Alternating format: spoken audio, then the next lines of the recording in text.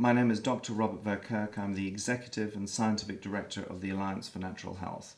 It's actually a peculiar situation to have arisen over the last 10 or so years to see so much legislation affecting natural health products.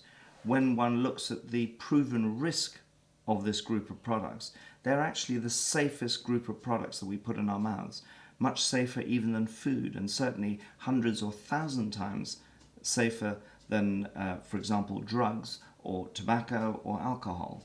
And yet we see a disproportionate amount of legislation.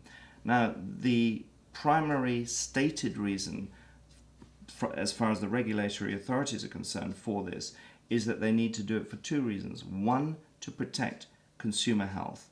And the interesting thing, when you look carefully at the type of legislation that is now being enacted and will be enacted over the next few years, it does very little to actually protect consumers from supplements that may be of poor quality and may actually pose some sort of risk to human health, because let's face it, anything can pose a risk to human health, including water, including coffee and tea.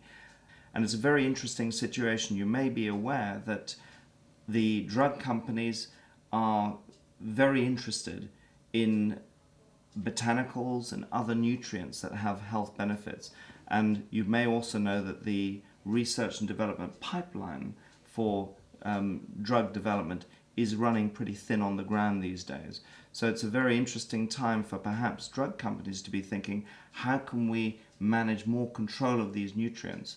We've seen, for example, tomorrow's a date at which the Food and Drug Administration of the United States is accepting comments for a change to the FDA Amendments Act, which includes a new section that is very specifically trying to limit interstate trade on any dietary supplement or food ingredient that has had a history of clinical research that has been published.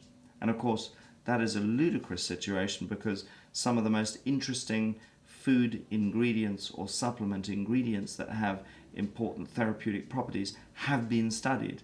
And by taking them out of the, if you like, the food sector, you force them into the drug sector and back into the control of the pharmaceutical industry.